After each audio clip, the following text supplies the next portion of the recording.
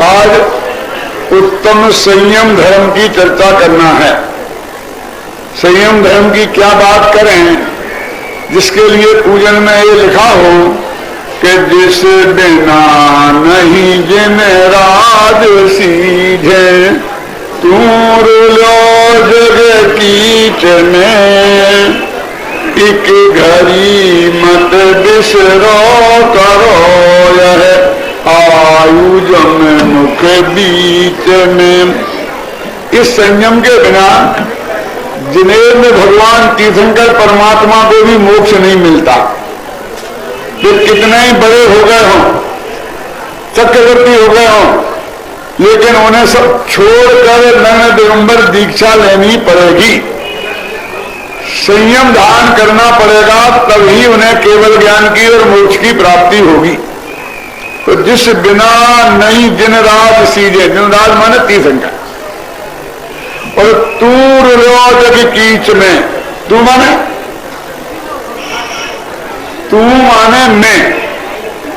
मैं होता है। अरे कवि अपने से कह रहा है, तुमसे थोड़ी कह रहा है। जानत राय कवि जिनने पूजन लिखी है वो अपने से कह रहे हैं कि हे कवि, हे जानत राय, जिस बिना नहीं जिन राज सीधे तूर लो जग कीच में। तो मैं माने भी आत्मा और तू माने भी आत्मा, तो अकेले उनके लिए है ये बात, क्यों राजन भाई? तो इसको मैं बोल सकते हैं, जिस बिना नहीं जिन राज सीधे मैं रुलो जग कीच में, अरे तू रुलो जग कीच में, ये सब रुली जग कीच में, ये सब रुले जग कीच में, हम सब रुले जग कीच में, एक घड़ी मत बिसरो करो। ऐसा संयम कि जिसके बिना अकेले तीर्थंकर ही नहीं, हम तुम सब स्त्री पुरुष महिलाएं सारे जीव संसारी जगत के कीचड़ में जो रुल रहे हैं वो सब इस संयम के नहीं होने से रुल रहे हैं। ऐसे संयम को एक घड़ी मत बिसरो करो, एक घड़ी भी भूलना नहीं चाहिए। माने प्रति समय उसे ध्यान करने की भावना अपने हृदय में रखना चाहिए, धारण ही करना चाहिए, और ना हो पाए तो भावना तो रखनी ही चाहिए। देखिए ऐसा भी लिखा है कि संयम कितना महान है। संयम दो प्रकार का होता है, एक प्राणी संयम और एक इंद्रिय संयम। नाम सुने कभी? इस पूजा की जयमाला में उसमें आते हैं। तो प्राणी संयम माने क्या? 6 काल के जीवों की रक्षा, पृथ्वी का, जल का, अग्नि का, वायु का, वनस्पति का और त्रिश का, ये 6 काल के जीवों की रक्षा, ये प्राणी संयम, और 5 इंद्रियां और मन को काबू में रखना, ये इंद्रिय संयम। इस तरह 6 दूनी 12, फिर 12 प्रकार का संयम कहा जाता है, और ये ना हुए तो 12 प्रकार की अवरति कही जाती है। अब जरा हम विचार करें संयम के संदर्भ में। ये लिखा है इसमें, स्वर्ग नर के पशु गति में नाही, आलस हरण करन सुख ठाही। ये संयम कैसा है?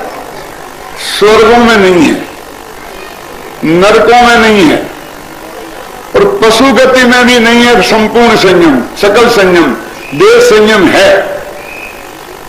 और मनुष्य गति में तो गारंटी से हो सकता है, होता है। जितने भी जीव मोक्ष गए हैं मनुष्य गति से ही गए हैं।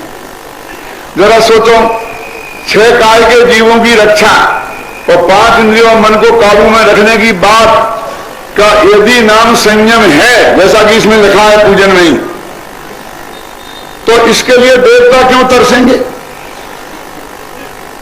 आप जानते हैं सर्वार सिद्धि के जो अहिमेंद्र हैं वो 5 इंद्रियों और मन के विषय के कैसे त्यागी होते हैं। स्पर्शन इंद्रिय के विषय का विकल्प भी उनके मन में 33 सागर तक नहीं आता। तत्वसूत्र पढ़ा है आपने, अभी सुना होगा कि ऊपर ऊपर के स्वर्गों में कि शब्द सुनकर, स्पर्श देखकर, रूप देखकर 16वें स्वर्ग तक, और परे ही अप्र विचारा, 16वें स्वर्ग से ऊपर कोई है ही नहीं। ऐसा तो समझ लो ब्रह्मचर्य, स्पर्शन इंद्रिय के विषय का त्याग। और रसना इंद्रिय का 33,000 वर्ष में एक बार मन में खाने का विकल्प आता है तो गले से ही अमृत झर जाता है, मुंह जूठा तब भी नहीं होता। बोलो, रसना इंद्रिय का ऐसा काबू। अब ऐसे ग्रहण का समझ लो, कोई बाग बगीचा में घूमने नहीं जाते, नंदन वन में नहीं जाते, अपनी जगह छोड़ के कहीं जाते ही नहीं है।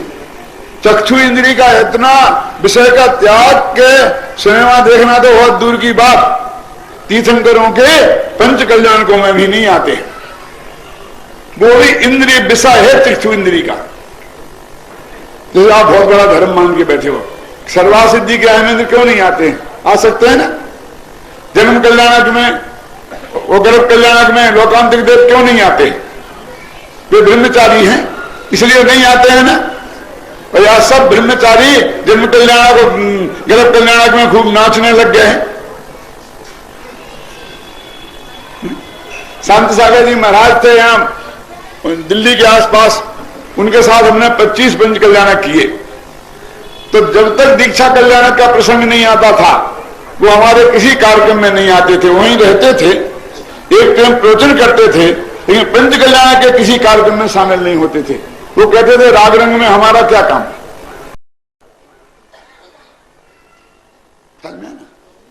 तो वो ऐसे अहमेंद्र और कर्णेंद्री का विषय ऐसा कि सिनेमा के गीत तो जाने दो, आध्यात्मिक भजन सुनने का भी विकल्प जिनको नहीं आए।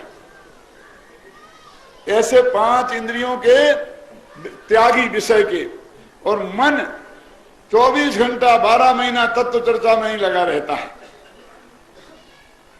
अब शास्त्र कहते हैं कि वे संयमी नहीं है, असंयमी है। और देखो, एक भी जीव की हिंसा उनके माध्यम से नहीं होती है, क्योंकि उनका शरीर ही ऐसा, ये तो जाते आते नहीं है कहीं, और फिर व्यक्तिगत शरीर है जो दूसरे को बाधा नहीं पहुंचाता है। एक शब्द भी जिंदगी भर झूठ नहीं बोलते, एक नए पैसे की चोरी नहीं करते, ना सेल टैक्स इनकम टैक्स कोई नहीं। और ब्रह्मचर्य की बात तो बताई दी। अब परिग्रह जितना है बहुत कम है, बस जिंदगी भर उतना ही रहता है, एक नया पैसा बढ़ाते नहीं है। ऐसे 5 पाप के त्यागी है ना। हिंसा बताई दिया, त्रिशिष्टावर की हिंसा का त्याग, और शास्त्र कहते हैं इनके संयम नहीं है। अब क्या करें हम। और मनुष्य मान लो कोई दूसरी प्रतिमाधारी है, अनुवृत्ति है,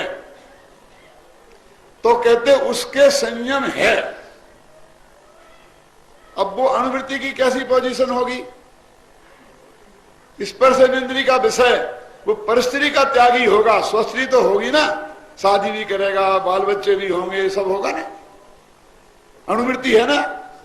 इसलिए रसना इंद्रिय का विषय, अभक्ष भक्षण नहीं खाएगा, लेकिन भक्ष पदार्थ भी इस दुनिया में बहुत स्वादिष्ट हैं। वो बादाम का हलवा खाते हैं ना कुएं के पानी का, तो वो कड़वा थोड़ी लगता होगा, उसमें भी थोड़ा बहुत स्वाद तो आता ही है ना। तो रसना इंद्रिय के विषय का त्याग कहां हुआ? हिंसा का त्याग हुआ, लेकिन विषय का नहीं हुआ। ऐसे ही ना सही इत्र फुले, लेकिन जहां अच्छी हवा जाती है उस बगीचे में घूमने तो जाते ही है ना। और ना सही सिनेमा, लेकिन यदि टीवी पर रामायण आए, महाभारत आए, क्या वे तो देख ही लेते हैं कि नहीं। मैना सुंदरी नाटक आए तो वो भी देख लेते हैं। बोलो, ये नेत्र इंद्रिय का विषय। और कर्ण इंद्रिय का विषय ना सही गंदे गाना, लेकिन आध्यात्मिक गीत के रसिया तो होते ही हैं कि नहीं होते हैं? बोलो। तो 5 इंद्रियों के विषय जिनके विद्यमान हैं, और 6 काय की हिंसा, त्रिहिंसा का त्याग है उनके, स्थावर हिंसा तो होती ही है ना। और त्रिश में भी 4 प्रकार की होती है हिंसा, एक संकल्पी, एक विरोधी, है ना, एक आरंभी, एक उद्योगी। तो 3 तरह की हिंसा का त्यागी नहीं है वो। इतनी हिंसा है, फिर भी शास्त्र कहते हैं कि वो संयमी है। क्या करें? काय का नाम संयम है? कहीं ऐसा तो नहीं है कि ये सब शास्त्र मनुष्यों ने लिखे, इसलिए अपने को संयमी लिख लिया और उन्हें असंयमी लिख दिया? क्यों? अरे भाई, जिन मनुष्यों ने ये शास्त्र लिखे उन्हीं ने ये लिखा कि उन इंद्रियों के 5 इंद्रियों का विषय नहीं होता है, ये भी तो उन्हीं ने लिखा है। वो अपन ने कहां से जाना? बोलिए। इसका अर्थ ये हुआ कि संयम कोई दूसरी चीज है। वो 2 दिन के खाना पीना छोड़ने मात्र से, 2 लोटा पानी से नहा लेने मात्र से हम संयमी हो गए, इस धोखे में मत रहना। क्या चीज है संयम? वो अहिमिंद्रों के नहीं है, ख्याल में आया ना? और दूसरी प्रतिमाधारियों के है। अब मालूम आपको, शास्त्र में लिखा है त्रिंचों के भी दूसरी प्रतिमा हो सकती है। 5वां गुणस्थान त्रिंचों के भी हो सकता है। और स्वयंभू रमण समुद्र में असंख्य त्रिंच ऐसे पड़े हैं जो 5म गुणस्थान वाले हैं। बोलो, थोड़ी सी बात कर लूं, घबराना नहीं। वे छन्ना पानी पीते होंगे, छन्ना होगा ना उनके पास, लोटा मोटा सब व्यवस्था रहती होगी कि नहीं, कि बिस्लरी का पानी पीते हैं। यानी उन परिस्थितियों में, जिन परिस्थितियों में वो रह रहे हैं, जैसा भी पंचानुमित पल पाते होंगे वैसे ही तो पलते होंगे ना। वो प्रासुक पानी पीते हैं, कैसा झरने का पीते हैं वो है, लेकिन कम से कम लोटा में छन्ना वो लोटा तो नहीं है ना। तो मैं आपसे ये कहना चाहता हूं कि इनमें वो संयम माना है, इस त्रिंच में संयम है, और उस अहेमेंद्र के नहीं है जो 24 घंटा तत्व की चर्चा करता है। तो संयम काय का नाम है। ये बाहर के नाप से कुछ नहीं होता भाई साहब। यदि कसाई की मंदता है तो लेस्या शुक्ल हो जाएगी, उसे धर्म का कोई लेना देना नहीं है। मंदता और तीव्रता से तो लेस्या में फर्क पड़ता है, संयम में फर्क नहीं पड़ता है। तो क्या फर्क है? शास्त्रीय भाषा में थोड़ी बात करूं कि इनके अनंतानु मिथ्यात्व गया, अनंतानुबंधी कसाय गई और अप्रत्याख्यानावरण कसाय गई, इसलिए ये संयमी हैं। और उनके सर्वासिद्धि वालों के तो अकेली अनंतानुबंधी गई है, अप्रत्याख्यानावरण नहीं गई, इसलिए वे असंयमी हैं। और 9वें ग्रीविक वाले की जो मिथ्या दृष्टि है और 9वें ग्रीविक तक जाते हैं, अपने लिखा ना शास्त्र में, उनकी भी यही हालत है। इतना फर्क है कि सर्वासिद्धि का 33,000 वर्ष में विकल्प आता है खाने का और गले में अमृत झड़ जाता है, और इन्हें 31,000 वर्ष में आता है। बात कहता 2000 का ऐसे ऐसा सब समझ लेना। तो ऐसी प्रवृत्ति 9वें ग्रीविक में, और वहां मिथ्यात्व मौजूद है, और मिथ्यात्व का नहीं जाए तो संयम होता ही नहीं है।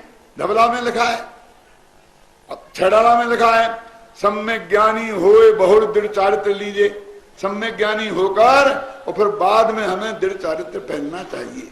तो वास्तविक संयम क्या है उसे तो हम जानते ही नहीं है, लेकिन हम तो जो व्यवहार का संयम है उसको भी पूरी तरह अपनाने में सक्षम नहीं है, समझते नहीं है। हम 5 इंद्रियों के गुलाम बने हुए हैं। आप जानते हैं 5 इंद्रियों के विषय 2 तरह के होते हैं, एक भोगने के और एक जानने के। ये जो आंख है ना, ये 2 काम करती है। एक तो हमको जानने का काम करती है, समय सार पढ़ने का काम करती है, तुम दिख जाते हो, मंदिर जाते हैं, भगवान के दर्शन होते हैं। और एक रूप का आनंद लेने का भी काम करती है, भोग का काम नहीं करती है। एक भोग पक्ष और एक ज्ञान पक्ष। ऐसे ही स्पर्शन इंद्रिया, हम एक छू करके ज्ञान भी करते हैं और छू करके मजा भी लेते हैं। ऐसे रसना इंद्री, रस करके हम चख का मजा भी लेते हैं और ज्ञान भी करते हैं। तो पांचों इंद्रियां ज्ञान में भी निमित्त हैं और भोग में भी निमित्त हैं। तो भोग की निमित्तता की बात कहें कि एक खोटा है तो सब तैयार हैं सुनने को, लेकिन हम कहें कि इन इंद्रियों के माध्यम से जानना भी अच्छा नहीं है तो कोई सुनने को तैयार नहीं है। क्या बात करते हो? तो आंखें फोड़ लें। क्यों? इंद्रियों के द्वारा दो काम होते हैं, एक जानने का और एक भोगने का। लेकिन जैन दर्शन कहता है कि तुम्हें संयमी बनना है तो दोनों छोड़ो। जो सामायिक के काल में जैसा संयम होता है, चलते फिरते खाते पीते वैसा संयम होता है, और सामायिक के काल में पांचों इंद्रियां बंद करनी पड़ती हैं कि नहीं करनी पड़ती? बोलो। आंख बंद करके होती है, सामायिक के खोलकर। तो उनका भोग पक्ष का भी त्याग करना है और ज्ञान पक्ष का भी त्याग करना है। इसको कोई संयम नहीं जानता। लेकिन बात तो इतनी स्थूल है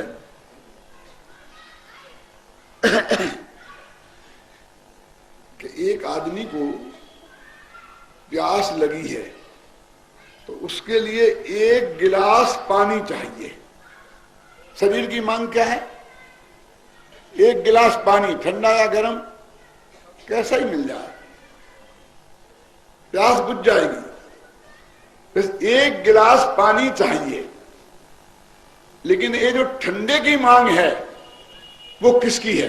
पेट की कि स्पर्शन इंद्री की है? फिर मीठे की मांग है, ये किसकी? ये रसना इंद्री की। समझे ना? एक गिलास पानी नल पे से लेके छना हुआ और पी लें, प्यास बुझ सकती है। नहीं नहीं ऐसा करें, चलो होटल में गए। क्यों? तो वहां जाकर के उससे पानी मांगा, एक गिलास लाया ठंडा फ्रिज में से निकाल के। फिर कहा ठंडा, ठंडा तो है लेकिन मीठा नहीं है, तो उसमें चीनी डाली तो एक गिलास पानी 8 आने का हो गया। क्यों? फिर कहा ऐसा सेंटेड, कुछ ना कुछ सेंट डालो, गंध भी तो अच्छी आनी चाहिए ना। तो कहा ये सफेद सफेद कोई पीने की बात है? अरे ब्रांडी ना हो तो ब्रांडी का कलर तो हो, और रंग भी खाने के हो गए। हम तो जमाने में समझते थे कि रंग तो कपड़ा रंगने के ही होते हैं। एक दफे हम मांगने गए, देवतोला रंग देना, बोला कहा खाने का क्या रंगने का? अरे मिट गए। अब जब पता चला कि अब वो पानी देखो ठंडा, मीठा, सेंटेड, कलर्ड, अब तो पियो। किस चिक चिक में? चालू करो रेडियो, सिलोन सावन का महीना क्या, और उस पर गाना चला तो धीरे धीरे हमने एयर कंडीशन हॉल में बैठकर वो पानी 3 मिनट में अपने गले के नीचे उतारा और कहा हाँ अब प्यास बुझी, और 5 रुपए का बिल चुकाना पड़ा। मुझे पता नहीं, बहुत पुरानी बात है मेरी, तो अब कितने 50 का चुकाना पड़ता होगा। क्यों अशोक जी, कुछ मालूम होगा? अभी तो मैं उसी से काम चला रहा हूं। मैं आपसे पूछता हूं, ये 5 या 50 रुपया जो लगे हैं वो आपकी पेट की प्यास बुझाने के लिए लगे हैं कि 5 इंद्रियों के विषय के सेवन की भावना में लगे हैं? क्या करें? पेट के लिए सब कुछ करना पड़ता है। ये पेट के लिए सब कुछ करना पड़ता है, ये तो सब पेट बिगाड़ू काम है। अच्छा गर्म पानी पी लेते तो पेट ठीक रहता, और ये गंदी गंदी चीजें डाल डाल कर रंग, कलर, सेंट, उसे डालकर हमने और गंदा कर लिया। तो हम तो 5 इंद्रियों के ऐसे गुलाम हो गए कि जिसके बिना हम एक घूंट पानी नहीं पी सकते। ऐसे ज्ञान पक्ष में, ऐसे भोग पक्ष में। तो इसलिए ये 5 इंद्रियों की गुलामी जब तक नहीं छूटेगी तो वो कब छूटेगी? कि जब आत्मा का आश्रय होगा तब छूटेगी। एक भाई से हमने कहा कि भाई ये तुम जमीकंद खाते हो, आलू मालू खाते हो, ये अच्छी बात है। बोले देखो पंडित जी, हमको तो कोई राग देश नहीं है।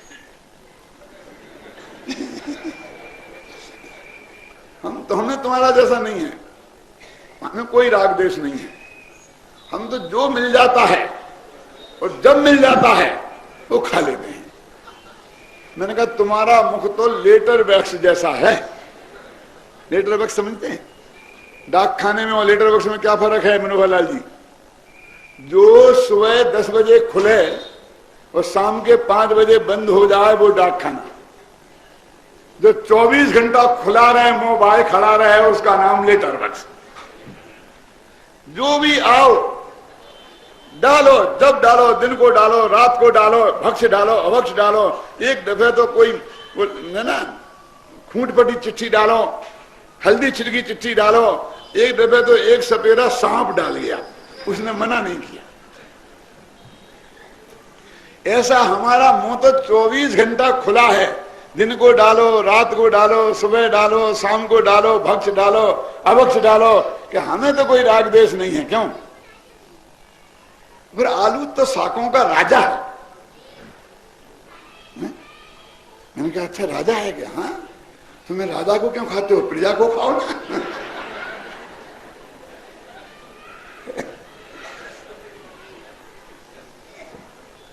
बंबई की सच्ची घटना है। मैं भूलेश्वर के मंदिर में प्रवचन करने गया था सन 62 में। 62 समझते हैं कितना हो गए? 44 वर्ष है ना। 62 में गया था, जितने भी हो गए हम हिसाब लगा लेना। तो मैं वहां प्रवचन कर रहा था, संयम धर्म का दिन था, और यही बात मैं कह रहा था आलू के बारे में। एक लड़का खड़ा हो गया, बोला पंडित जी मेरा एक प्रश्न है। मैंने कहा ये बाद में पूछ लेना। नहीं नहीं नहीं, अभी जवाब देना पड़ेगा। मैंने कहा बोलो बोलो, जल्दी बोलो। बोला कि हमने सुना है कि आलू में अनंत जीव होते हैं। मैंने कहा हाँ होते हैं, पक्की बात है। और उनकी उम्र क्या होती है? तो हमने कहा एक श्वास में 8-10 बार, और जन्म्यो मर्यो भर्यो दुख भार। एक श्वास में 18 बार जन्मते हैं और 18 बार मरते हैं। बोले ऐसा है? मैंने कहा हाँ। तो अपनी मौत मरते हैं? मैंने कहा हाँ। तो हमने आलू खाया और वे हमारे दांतों के नीचे हमने चबाया, तो उनकी आयु पूरी खत्म हो गई, इसलिए मरे कि हमारे चबाने से मरे। मैंने कहा गजब हो गया, तुम अपने को बहुत बड़ा 30 मार का पंडित समझता है। आज तो इस छोकरे ने भरी सभा में तेरी उतार दी। लेकिन मैंने कहा बेटा मैंने भी कच्ची गोलियां नहीं खेली हैं, जरा बैठो घोड़े पर से उतरो, शांति से मैं जवाब देता हूं। मैंने जवाब दो। मैंने कहा ऐसा है कि मैंने सुना है कि बंबई में कोई बाल बच्चा पैदा होना हो तो 6 महीना पहले से अस्पताल में नाम लिखाना पड़ता है, तब आ जाकर के अपन को जगह मिलती है। यदि ऐसा ही ऐसा बढ़ता गया और 12 महीना पहले नाम लिखाना पड़ा तो नाम कैसे लिखाएंगे लोग?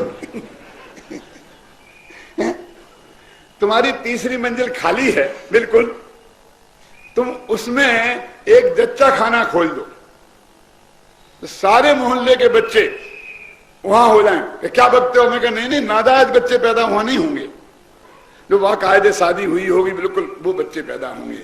और मैंने कहा कि लोगों को मर जाते हैं तो 10-10 मील तक ले जाना पड़ता है, स्मशान घाट भी बहुत कम है। तुम्हारे जो मकान में मैदान है नीचे, उसमें एक स्मशान घाट बना दो। तो बहुत आग बबूला हो गया, जवाब तो देते नहीं हो। मेरे घर को क्या समझ रखा है, स्मशान घाट? मैंने कहा देखो पुलिस केस वाले मुर्दे वहां नहीं जलाए जाएंगे, हत्या जिनकी की गई होगी वे नहीं जलाए जाएंगे, जो अपनी मौत मरे होंगे वे जलाए जाएंगे। मैंने कहा भैया तुम्हारा घर लोगों का जच्चा खाना बने और तुम्हारा घर मुर्दा घर बने तो तुम्हें इतना ऐतराज है, और वो जीव मरते तो अपने आप हैं और अपने आप ही पैदा होते हैं, लेकिन तुम्हारे मुंह में मरेंगे ना, तुम्हारी दाढ़ में मरेंगे ना और फिर पैदा हो जाएंगे। तो अनंत जीवों का जच्चा घर और मुर्दा घर जरा से स्वाद के पीछे क्यों बनाना चाहते हो? एकदम दंगलेगा। और लोग सुनोगे हाँ बात तो सही है, बात तो सही है। उसने हाथ जोड़ लिए कि अभी मैं कल से आलू नहीं खाऊंगा। सब लोगों ने, सभा में जितने लोग बैठे थे उनने भी कहा, लेकिन वो बात तो बंबई की है, इंदौर वालों से मुझे कुछ नहीं।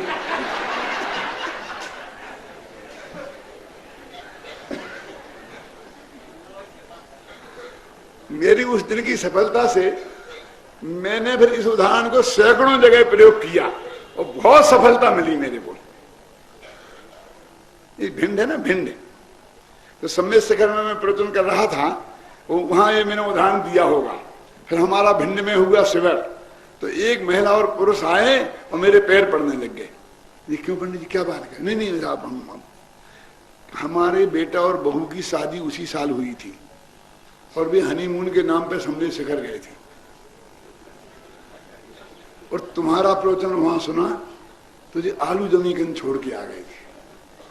हमने बहुत कहा कि नहीं हम तो छोड़ आए शिखर जी में, अब हम नहीं मानेंगे। अब आज जो आपने सभा में प्रवचन दिया है तो हम आज छोड़ रहे और हमें पता है वो हमारे बेटे बहू ने कैसे छोड़ा था, तो बेटे बहू भी वहां बैठे थे। सही घटना है, नाम गांव का नाम लेके बता रहा हूं। तो भाई हम अपने मुंह को ऐसा लेटर बक्स बना दें, 24 घंटा चाहे जब चाहे जो कुछ खाएं, चाहे जो कुछ पिए, ये कोई अच्छी बात है? अपने जीवन को संयमित बनाना क्या हमारी ड्यूटी नहीं है? ख्याल में है ना? भक्ष भक्ष का विचार करना कि हमारी ड्यूटी नहीं है? यानी कम से कम इस पर्यूषण पर्व के अवसर पर, ख्याल में है ना, अपने जीवन को शुद्ध सात्विक, जिसमें अनंत त्रिश जीवों का घात होता है, ऐसी चीजों का खाना पीना तो हमें गारंटी से छोड़ना ही चाहिए। इससे आप बहुत बड़े संयमी हो जाओगे, इस धोखे में मत रहना। ये तो सदाचार है, समझे ना? ये तो सदाचार है। 5 प्रकार के अभक्ष अपने यहां बताए हैं, जिसमें त्रिशघात, बहुघात, ख्याल में है ना? तो ये बहुघात में आता है। तो त्रिश जीवों का घात जिसमें, वो त्रिशघात में आता है। तो ऐसे अभक्ष पदार्थों का सेवन नहीं करना, इस वक्त ये संकल्प लेने का आज दिन है कम से कम। वो ना इसमें देश संयम होगा ना सकल संयम होगा, लेकिन ये तो प्राथमिक भूमिका की बात है कि ये तो हमारे जीवन में अवश्य होनी ही चाहिए। इसलिए हम इस बात पर गंभीरता से विचार करें। वैसे तो मैंने बोला ना कि 5 इंद्रियों के विषय और 5 इंद्रियों का ज्ञान दोनों के ही गुलाम हैं, और हम दोनों को ही हमें सीमित करना पड़ेगा, कम से कम छोड़ नहीं सकते हैं। तो ऐसी एक घटना मैं आपको और सुनाता हूं, मुंबई की ही है कि एक सेठ जी थे, तो 65-70 वर्ष के हो गए होंगे, नाम नहीं बताऊंगा, नाम भी है। तो मैंने कहा सेठ जी, अब यदि तुम गवर्नमेंट की नौकरी कर रहे होते तो अभी तक रिटायर्ड हो गए होते, अब तुमने कौन सा पाप किया है कि अभी तक रिटायर्ड नहीं हो पा रहे? बच्चों ने सब काम संभाल लिया, ये कर लिया, वो कर लिया, वो कर लिया। बोले नहीं पंडित जी मैं करता क्या? कुछ नहीं करता हूं, मैं कुछ करता ही नहीं हूं। मैंने कहा अच्छा, कि ऑफिस तो जाते हो? अरे ऑफिस में क्या, आपने मेरा कमरा देखा नहीं है, सारे शास्त्र भरे पड़े हैं ऑफिस में सब, और वहां बैठ के मैं स्वाध्याय ही करता रहता हूं और कुछ नहीं करता हूं। मैंने गजब हो गया, मंदिर में लोग स्वाध्याय करते हैं, अपने घर में लोग स्वाध्याय करते हैं, लेकिन ऑफिस में जाके स्वाध्याय करने वाले मुझे पहले हुए हैं। तो मैं जरूर वो आपका कमरा देखना चाहता हूं जिसमें आप स्वाध्याय किया करते हैं। बोले उसमें कोई नहीं आ सकता, मैं किसी को आने नहीं देता हूं, मैं स्वाध्याय में बेखन खड़ा हुए। मैंने कहा मैं आ सकता हूं? अरे आपकी बात जरूरी है। मैं गया, सेठ जी कमरे में पहुंचा तो एक फोन से बात कर रहे थे। हाँ खरीद लो, ले लो, ले लो, दे दो, दे दो। इतने में दूसरे फोन की घंटी बजी, उसे रखा, उसे उठाया, उससे बोलते रहे, अंतर मुहूर्त बीत गया। वो फोनों की घंटी बंद नहीं हुई और हाँपने लग गए, और अंतर मुहूर्त बाद बोले आइए पंडित जी। हम खड़े ही रहे, मैंने इतनी कहने की फुर्सत नहीं मिली। मैंने कहा सेठ जी गजब हो गया, तुम तो कह रहे थे कि हमारे कमरे में कोई नहीं आ सकता। तो बोले कौन आया आपके अलावा? मैंने कहा जी फोन तो चले आते हैं, बिना पूछे ही चले आते हैं। नहीं 5-5 फोन टेबल पे रखे हैं। बोले मैं कुछ करता थोड़ी हूँ, मुनीम लोग थोड़ा पूछते हैं तो हाँ और ना कर देता, बस खत्म, और कुछ नहीं करता मैं, हाँ और ना। मैंने कहा ऐसा करो, कल से मैं आपके पास बैठूंगा और आपकी तरफ से हाँ और ना मैं कर दिया करूँ। क्या बात करते हो? अरे सारा बाजार ध्यान में रखना पड़ता है। वित्त मंत्री का भाषण ध्यान में रखना पड़ता है, ये भाव बढ़ेगा कि घटेगा, ये सारा तब कमाई होती है। तुम्हें बर्बाद करना है क्या हमें? तो मैंने कहा तुम तो कहते हो, मैं हाँ वो ना कहता हूं, सारा माथा तो उसी में लगा रहता है। इस शास्त्र तो जैसे वकीलों के होती है ना किताबें 100 की, कभी खोल के नहीं देखते, एक आध खोल के देखते होंगे, ऐसी सब सेठों ने अपने घर में लाइब्रेरी बना रखी है। मैं जब पकड़ पकड़ के खोल के देखता हूं तो उसके पन्ने ही नहीं खुले होते, तो मालूम पड़ता है कि किताब इनने खोल के ही नहीं देखी। अरे भाई ऐसे नहीं। तो बोले क्या करूं? मैंने कहा कुछ करने की जरूरत नहीं, तो मैं ऑफिस नहीं आया करूं, इस कमरे में नहीं बैठा करूं? मैंने कहा नहीं नहीं बहुत अच्छा कमरा है, और रोजाना आया करे, यहीं बैठा करे, बस थोड़ा सा करो कि इन फोनों की डोरी को काट दो। झगड़ा करे, बाहर से कनेक्शन खत्म, फिर कमरे में क्या खराबी है? ये तो भाई उदाहरण है। वास्तव में हम सभी इतने ही बड़े सेठ हो गए हैं और हमारी हर टेबल पे 5-5 फोन रखे हैं। बाहर से एकदम हम बैठे होते हैं, आत्मा की बात सोच रहे होते हैं, और एकदम ठंडी हवा आती है तो कहते भाई खिड़की बंद करो, ठंडी हवा आ रही है। स्पर्शन इंद्रिया कहती कि नहीं कहती है? जरा ही पान चबाते चबाते मेरी कड़वा क्या आ गया। स्पर्शन इंद्री, रसना इंद्री सूचना देती है, गंध कहती बदबू आ रही है कहीं से, नाक सूचना देती है ये क्या दिख रहा है, बाहर देखो देखो कौन है, ये आंख सूचना देती है, कान में सब आवाज कहां से आ रही है। तो ये 5 इंद्रियां हैं फोन, और अंदर बेचारा एक सेठ बैठा है, 1 सेकंड ये उसे आराम से नहीं बैठने देती हैं। कोई ना कोई इंफॉर्मेशन, कोई ना कोई इंफॉर्मेशन उसको 24 घंटा देती रहती हैं, और उसे अपने बारे में, आत्मा के बारे में सोचने के लिए 1 मिनट भी समय नहीं मिलता। तो ये 5 इंद्रियों का कनेक्शन जानने का और भोगने का जब तक कटेगा नहीं, तब तक उत्तम संयम धर्म प्रकट होगा नहीं। धवला में लिखा है कि संयम की परिभाषा क्या है, तो लिखा संयमनम संयम, अपने उपयोग को चारों तरफ से समेट कर अपने आत्मा में लगाना, उसका नाम संयम है। फिर उपयोग को समेट के आत्मा में लगा लें तो संयम हो जाएगा, फिर बाहर का खाना पीना कुछ त्यागने की जरूरत तो नहीं है ना, पागल हो गया है। जब तुम उपयोग अपने में लगाएगा तो उस वक्त खाना खाएगा, उस वक्त पानी पिएगा, उस वक्त धंधा करेगा, क्या करेगा बोल? अरे वो सब चीजें ऑटोमेटिक छूट जाएंगी, इन्हें छोड़ी नहीं जाती हैं, छूट जाती हैं।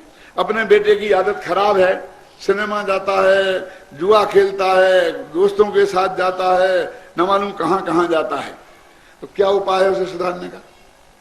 कि यहां मत जाना, वहां मत जाना, वहां मत जाना, सब जगह बाउंड्री लगाओ, कुछ नहीं होने वाला है। एक बात कौन है, यहां बैठ दुकान पे मेरे सामने, क्यों? और तेरे सामने दुकान पे बैठेगा यदि, तो सब जगह सब खोटी आदतें एक साथ छूट गई कि नहीं? एक एक छुड़ाओगे तो कोई नहीं छूटेगी, लेकिन तुमने एक काम में लगाया तो सारी खोटी आदतें एक साथ छूट गई कि नहीं छूट गई?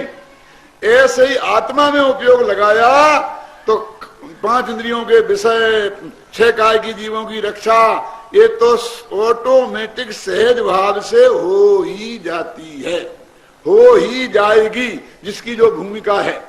इसका मतलब ये नहीं है कि हमें बुद्धि पूर्वक 5 पापों से, 5 इंद्रियों के विषयों से नहीं बचना चाहिए, लेकिन वास्तव में उनका बचाव तो जब हम अपने आत्मा का शरण में जाएंगे तभी होगा, अन्यथा उनका वास्तविक बचाव नहीं हो सकता।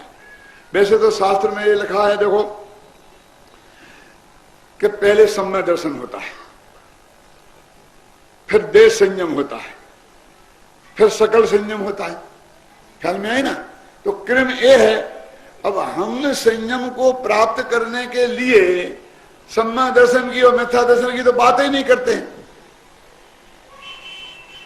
एक दिक्कत तो ये है, और दूसरी दिक्कत क्या है कि पंडित जी आपने कहा था प्रवचन में कि ये संयम तो सम्मा दर्शन के बाद होता है, और हमें वो सम्मा दर्शन तो है नहीं, इसलिए हम काहे को झंझट में पड़े। हम तो खूब खाए पिए ना।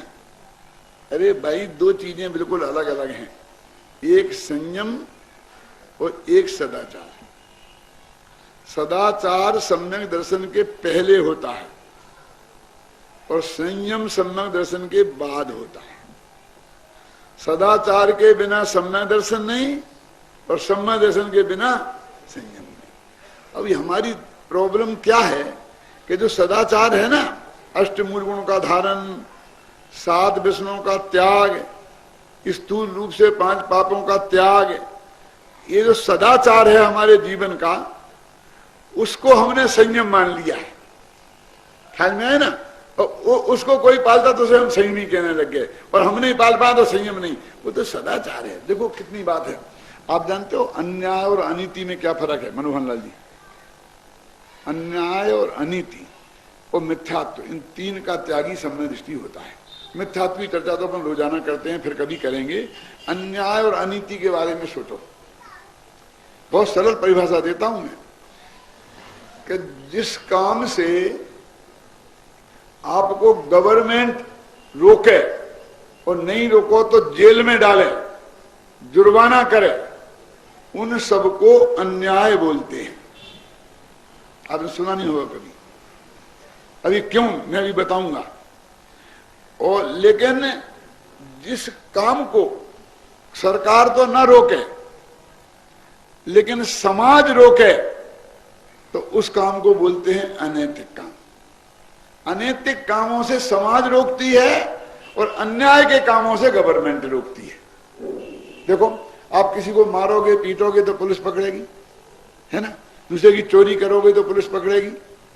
अब हिंसा, झूठ, चोरी, कुशील, परिग्रह, ये सब गवर्नमेंट दंड देती कि नहीं देती है? यदि आप नहीं छोड़ोगे तो भी छोड़ना पड़ेंगे। सड़क की बाईं तरफ चलना कि हम तो नहीं चलेंगे, हम तो आजाद हैं। नहीं चलोगे तो पुलिस वाले डंडा मार के चलाएंगे कि हम फिर भी नहीं चलेंगे, है ना? तो तुम्हें ये दुनिया छोड़ के जाना पड़ेगा कि कोई ट्रक तुम्हारे ऊपर से निकल जाए, है ना? वो तो नियम पालना पड़ेगा ना। तो ये हिंसा, झूठ, चोरी, कुशील, परिग्रह जो 5 पाप हैं, इन तो गवर्नमेंट रोकती है, ये तो अन्याय है। इन्हें तो छोड़ना ही पड़ेगा आपको। अपने यहां एक कहानी आती है, बहुत मार्मिक है। एक मुनिराज थे, पहले भव में वो जो थे उनके 2 भांजे थे और उनको उन्होंने पढ़ाया था जैन दर्शन बहुत विस्तार से। फिर वो जाकर के एक भांजा मरकर एक ब्राह्मण की लड़की हो गया, कहानी है। और जब वो लड़की उन मुनिराज के पास पहुंची तो उनने उन्हें 5 पाप का त्याग कराया। कौन? हिंसा, झूठ, चोरी, कुशील और परिग्रह। जब ब्राह्मण से पिता से उसने कहा कि मैं आज व्रत लेके आई हूं एक नंगे बाबा से, तो बहुत गुस्सा हुआ कि उस नंगे बाबा को क्या अधिकार है कि मेरी बेटी को व्रत दे, चलो वापस, मैं तेरे व्रत वापस करवा के आऊंगा। तो लड़की को पकड़ के ले गया। तो रास्ते में एक आदमी को फांसी पे चढ़ाया जा रहा था। तो उस बेटी ने पिताजी से पूछा, पिताजी ये क्या हो रहा है? कि इसने किसी की हत्या की है इसलिए इसे फांसी पे चढ़ाया जा रहा है। तो महाराज ने यही तो कहा था किसी की हिंसा नहीं करना, तो आप क्या चाहते हो कि मैं फांसी पे चढ़ जाऊं? ठीक है ठीक है, एक व्रत रख लेना, बाकी 4 तो वापस कर आएंगे। फिर आगे बढ़े तो एक आदमी की जीभ काटी जा रही थी। क्योंकि ये क्यों काटी जा रही है? तो उसमें लिखा कि उसने कहा कि इसने झूठ बोला है इसलिए इसकी जीभ काटी जा रही है। यही तो महाराज ने कहा था झूठ नहीं बोलना, आप चाहते हो मेरी जीभ कट जाए? कि ठीक है इसे रख लेना, बाकी 3 वापस करे आएंगे। ऐसे ही फिर किसी का हाथ काटा जा रहा था, समझिए ना आपके ना। ऐसे 5 पापों का उसने कहा कि ठीक है तुम 5 ही व्रत रख लेना, लेकिन चलो मैं एक उलाहना देके तो आऊंगा ही कि किसी के पालकों से जो संरक्षक हैं उनकी अनुमति के बिना किसी के बेटा बेटी को ऐसा भड़काना और व्रत में देना अच्छी बात नहीं है। इतना तो सिखाऊंगा ना उन्हें। तो वो वहां पहुंचे। जब वहां पहुंचे तो उन्होंने कहा कि तुमने मेरी बेटी के लिए ऐसा क्यों किया, ऐसा क्यों किया? बहुत बहुत बोला कि मैंने तेरी बेटी को कुछ किया ही नहीं है, मैं तो अपने भांजे को किया। आज झगड़ा हुई, कि ये मेरा भांजा है, वो क्या मेरी बेटी है। तो उन्होंने, महाराज ने उसके माथे पर ऐसा हाथ रख के कहा कि हे भाई भूत, मैंने जो तेरे को पढ़ाया था सब बोल। तो एकदम उसे स्मरण आ गया और सारा तत्व ज्ञान जो उन्होंने पढ़ाया था उसे आ गया। मैं तो सिर्फ इतना कहना चाहता हूं कि ये जो 5 पाप हैं जिनका स्थूल त्याग अपने यहां किया जाता है, जो सदाचार में शामिल है, संयम में नहीं, वो तो राजदंड वाला पाप है। हिंसा के त्यागी कैसे, जिसमें राजदंड हो, ऐसे हिंसा के त्यागी हैं। वैसे आप नीचे चलते हो कितनी चींटी मर जाती, तुम्हें कौन ये कहता कि तुम नहीं बिल्कुल तुम ये समझपूर्वक चलना, चलो तो बहुत अच्छी बात है। क्यों? तो स्थूल पापों का त्याग, जो जिसका गवर्नमेंट से जिसमें सजा मिले, उसे बोलते अन्याय। तो उसका त्याग तो आपको करना ही पड़ेगा। आप नहीं करोगे तो डंडा मार के करना पड़ेगा, नहीं तो जेल में जाना पड़ेगा, नहीं तो फांसी पे चढ़ोगे। और अब समाज, मान लीजिए कि कानून क्या कहता है कि किसी लड़के ने किसी लड़की को उसकी मर्जी के बिना छेड़ा हो तो वो अपराध है। क्यों? यदि ये सिद्ध हो जाए कि वे दोनों राजी थे तो कानून को फिर कुछ नहीं लेना देना है कि नहीं है? वो सिद्ध हो जाए, वकील यही तरह से छुड़ाते हैं उन्हें, ये सिद्ध करते हैं कि साहब जो कुछ भी हुआ वो दोनों की मर्जी से हुआ, अब बाद में बदल गए हैं। लेकिन नैतिकता क्या कहती है, समाज क्या कहेगा कि वे दोनों राजी से कहते जाने दो। समाज इसलिए वो अनैतिक है, समझ में आया ना? वो अन्याय नहीं है क्योंकि गवर्नमेंट उस पर कोई दंड नहीं देती, लेकिन अनैतिक है क्योंकि समाज उसको स्वीकार नहीं करती। तो ये अन्याय और ये अनीति और मिथ्यात्व, इन 3 के त्याग के बिना तो सम्मान दर्शन होता ही नहीं है। समझ में आया ना? तो इसलिए एक कोई, ये तो सदाचार है, ये संयम नहीं है। संयम तो सम्मादन होने के बाद बहुत दुर्लभ चीज है, और वो जिसके होए वो तो परम वंदनीय है। अपने यहां तो शास्त्रों में ये भजन आता है कि वो दिन कब पाऊं कि घर को छोड़ बन जाऊं, वो दिन कब पाऊं। हर गृहस्थ की ये ऐसी भावना निरंतर रहती ही है, रहना ही चाहिए कि संयम की महिमा उसके चित्त में नहीं होगी तो कभी सच्चा धर्म उसके हृदय में प्रकट नहीं हो सकता। इसी संयम धर्म के बारे में मुझे एक बात फिर याद आ गई, आपके नाना जी की। वो है ना भाई गोरीलाल जी अजमेरा, हीरालाल जी अजमेरा, वही था मैं भीड़वाड़ा में, तो मैं ये व्याख्यान दे रहा था बहुत, तो वो हीरालाल जी बोले मेरे से कि पंडित जी आप जैसे लोग दीक्षा ले लें तो समाज का कल्याण हो जाए। मेरी शादी भी नहीं हुई थी तब की बात है, सच्ची बोलता हूं। ऐसा बोला भरी सभा में। मैंने उनसे कहा कि दादाजी अभी तो आपके दिन है दीक्षा लेने के, आप मेरे को अभी नहीं, आप जैसा विद्वान इतना बढ़िया बोलते हो तो समाज का कल्याण हो जाए, कोई बोल नहीं सकते, ऐसा होता है वैसा होता है। वो गंभीरता से मेरे को समझाने लग गए। तो मैंने एक बात वहां कही थी, वो मैं आपको यहां बताना चाहता हूं। मैंने कहा देखो महाराज, ऐसी बात है कि ज्ञानी जीव तो वो है कि जिसके निरंतर ये भावना रहती है कि वो दिन कब पाऊं कि घर को छोड़ बन जाऊं। लेकिन बन जाना इतना आसान नहीं है। जैसे कि ये नाटक हो रहा है, मैंने उदाहरण दिया था स्टेज पे, और नाटक के और जनता बैठी है सामने, और नाटक के पीछे नाटक करने वाले तैयारी कर रहे हैं, और बीच में एक पर्दा है, ठीक है ना। अब ये तो खाली बैठे तो हूटिंग करते हैं, पर्दा खोलो पर्दा खोलो पर्दा खोलो। पर्दा खोलने की जल्दी तुम्हें जितनी है ना, उससे ज्यादा जल्दी नाटक करने वालों को है। लेकिन उनकी सार्थक है और तुम्हारी बेकार है। क्यों है सार्थक? क्योंकि वे तैयारी कर रहे हैं। वो तैयारी के बिना पर्दा खोल देंगे तो जो तुम देखने आओगे वो नहीं मिलेगा। क्यों? उनकी चिंता सार्थक है और तुम्हारी निरर्थक। लेकिन निरर्थक बातें मानते कहां है? खोलो खोलो, नहीं हम पर्दा फाड़ देंगे। और कुछ लोग फाड़ देते पर्दा, तो फिर नाटक देखने को मिलता है कि नाक कट। एक आदमी की मूछ रंगी गई होगी, एक बिना रंगी गई होगी, एक कुर्सी ऊंधी पड़ी होगी, एक सीधी पड़ी होगी। अरे तुम समय के पहले पर्दा खोल दोगे तो जो तुम देखना चाहते हो वो देखने को नहीं मिलेगा। शांति से बैठ के इंतजार करो और उनकी मर्जी से पर्दा खोलने दो। किनकी मर्जी से? जो खाली नहीं बैठे हैं, 24 घंटा जिनको विकल्प है एकदम कि जल्दी खोलें जल्दी खोलें, देर हो गई फिर जनता उठ जाएगी चली जाएगी, क्यों? उनका विकल्प सार्थक है क्योंकि वे मेहनत कर रहे हैं। और जब वे खोलेंगे तो श्रीपाल का सुंदर दरबार दिखाई देगा, मैना सुंदरी खड़ी होगी, आप तृप्त हो जाएंगे। और तुमने यदि पहले उनका पर्दा खुलवा दिया तो जो तुम देखना चाहते हो वो देखने को नहीं मिलेगा। नाकटक देखने को नहीं मिलेगा, नाकट देखने को मिलेगा। तो मैंने कहा सेठ जी, जब हम भी ये भावना भाते हैं कि वो दिन कब पाऊंगे घर को छोड़ बन जाऊं, लेकिन हमारी भावना तो सार्थक है क्योंकि हम उसकी तैयारी में लगे हैं और आप तो पर्दा खुलवा देना चाहते हैं। तो क्या होगा?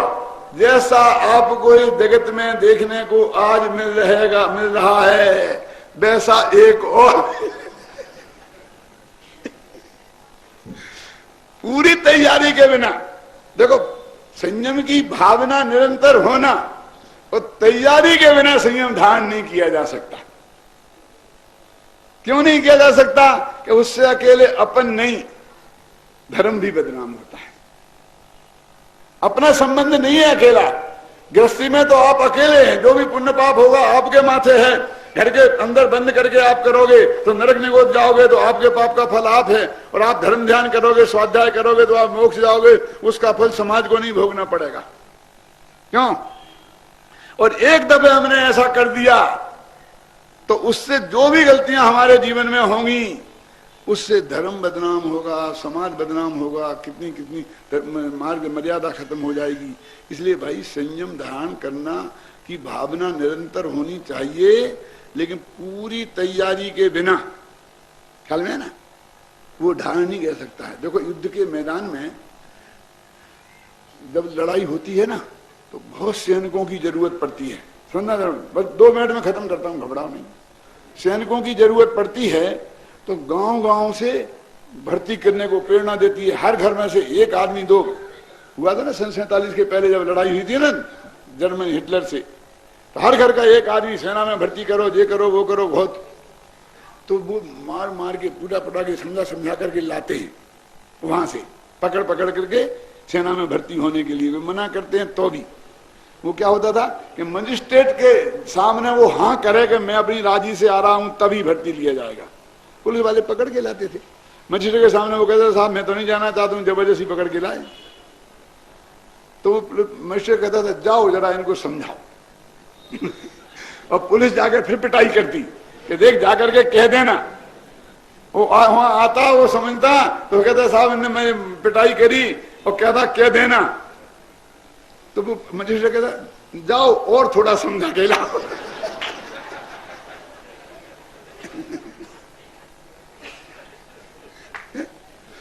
यानी ऐसे तो रंगरूट को पकड़ के ले जाते थे। सही घटना है, मेरे पिताजी सुनाते थे।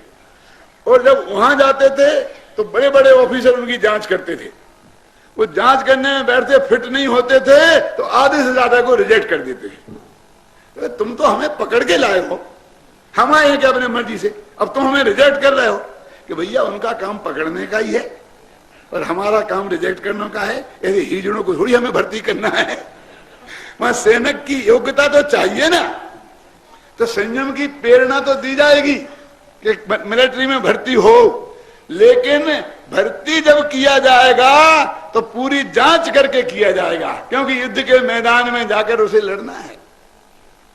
प्रेरणा संयम की व्यक्ति को समय समय पर दी जानी चाहिए, लेकिन संयम ग्रहण करने के पहले 100 दफे सोचना चाहिए, विचार करना चाहिए कि भाई संयम क्या चीज है।